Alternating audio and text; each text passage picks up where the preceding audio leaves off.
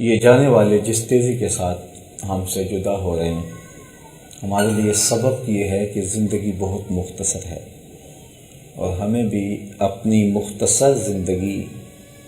جو اللہ کی طرف سے عطا کی گئی امانت ہے، اللہ کی یاد میں، اس کے ذکر میں اور اس کی محبت میں بسر کرنے کی کوشش کرنی چاہیے۔ یہ پے در پے مسلسل اموات، ویسے کوئی عام شخص بھی فوت ہو تو اس سے بھی ہمیں بہت کچھ سیکھنے کو ملتا ہے، لیکن اہل علم کے فوت ہو جانے سے جس طرح کہ اندھیرا ہو جاتا ہے اور زندگی کی بے ثباتی پر مزید یقین کی پختگی بندے کو نصیب ہوتی ہے۔ تو یہ ساری زندگیاں ہماری سمٹ کے موت کی طرف عازم سفر ہیں۔ شیخ سعدی نے ایک مقام پہ لکھا ہے کہ خیر کن اے فلاں و غنیمت شمار عمر، زاں کے بیشتر بانگ برائے فلاں نمان۔ آپ کہتے ہیں کہ اے فلاں عمر کو غنیمت سمجھ اور جو بھلائی کر سکتا ہے وہ کر لے، اس سے قبل کہ یہ پیغام آئے کہ فلاں بھی چلا گیا۔ تو یقیناً میں اور آپ سب لوگ اسی سفر پہ ہیں، اور اٹھنے والا اگلا قدم کس وادی میں ہے یہ ہمیں پتہ نہیں ہے۔ تو قبل اس سے کہ وہ وقت آ جائے اور کوئی حجت باقی نہ رہے اور ہم پھر پچھتائیں، اصل آنکھیں بندے کی کھلتی تب ہیں جب آنکھیں بند ہوتی ہیں۔ اللہ تعالیٰ نے یہ نظام ہمارے لیے بنایا ہے کہ ہم مرتے ہوئے لوگوں کو دیکھ کر کے اپنی زندگی کو سنواریں۔ زندگی ہے بڑی میٹھی، اور اس کی مٹھاس یہ ہے کہ ہم جب اس دنیا کے لطف اور مزے لے رہے ہوتے ہیں اور جب ہمیں کوئی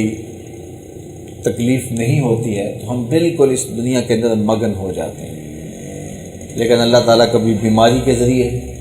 کبھی بڑھاپے کے ذریعے، کبھی دکھوں کے ذریعے، اور کبھی ہمارے اعزاء و اقرباء کو ہم سے جدا کر کے ہمیں موت کی یاد دلاتا رہتا ہے، بلکہ روزانہ ڈوبتا ہوا سورج ہمیں پیغام دیتا ہے کہ تم بھی ڈوبنے والے ہو۔ کتنی آفتاب کے ساتھ دن چڑھتا ہے لیکن پھر شام ہو جاتی ہے۔ اس طرح زندگی بھی ہماری موت کی طرف تیزی کے ساتھ بڑھ رہی ہے۔ ہم سمجھتے یہ ہے کہ ہم بڑے ہو رہے ہیں، تو حقیقت میں ہم چھوٹے ہو رہے ہیں۔ ہمارا سفر جو ہے وہ تیزی سے کٹ رہا ہے زندگی کا۔ تو یہ اللہ تعالیٰ کا نظام ہے کہ اس نے موت کو مخفی رکھا ہے، ایک لمحہ بھی پہلے نہیں پتہ چلتا کہ اب میری موت کی گھڑیاں آ گئی ہیں۔ تو جب آ جاتی ہے موت تو پھر بے بسی ہوتی ہے۔ تو یہ جو زندگی ہے ہماری مختصر زندگی، اس زندگی کو اس ڈھب سے گزاریں۔ دیکھو زندگی تو گزر ہی جائے گی، وہ عیش و عشرت میں گزارے، وہ دولت کے حصول میں گزر جائے، وہ زندگی مصلی پہ گزر جائے، ذکر و درود میں گزر جائے، خلق خدا کی ہمدردی، مخلوق خدا پر رحم کرتے اور اذیت، دکھ اور مصیبت میں پھنسے ہوئے لوگوں کو نجات دلاتے، گمراہ لوگوں کو راہ راست پہ لاتے ہوئے جہاں بھی آپ زندگی گزاریں گے، جو دلچسپیاں، جو مشاغل آپ اپنے بنا لیں گے، انہی مشاغل میں آپ کی زندگی گزر جائے گی۔ وہ بھی دنیا کے اوپر لوگ بستے ہیں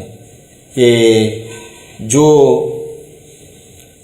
اپنا سارا دن تاش کھیل کے گزار دیتے ہیں تو شام ان کی بھی ہو جاتی ہے، اور وہ لوگ بھی دنیا پہ بستے ہیں جو سارا دن، جن کی آنکھیں قرآن مجید کی تلاوت سے وضو کرتی ہوتی تو دن ان کا بھی گزر جاتا ہے۔ اس طرح جو راتیں تہجد کے مصلی پہ گزارتے ہیں، رات ان کی بھی بیت جاتی ہے،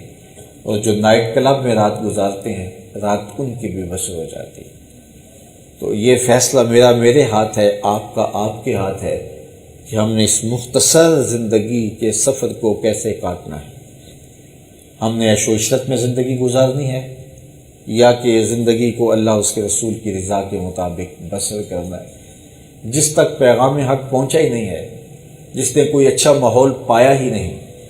افسوس اس پہ بھی ہے، کاش کہ وہ کوئی اچھا ماحول پا لیتا تو گمراہ نہ ہوتا اور ذلت کی زندگی نہ کاٹتا۔ لیکن جس نے اچھا اور پاکیزہ ماحول پایا ہو اسلامی زندگی کا اسے تصور دیا گیا ہو اور اس کے سامنے کئی ماڈل اور نمونے موجود ہوں اور پھر وہ اس کے باوجود بھی گمراہیوں کا شکار ہو جائے تو اس کے اوپر بہت زیادہ افسوس ہے۔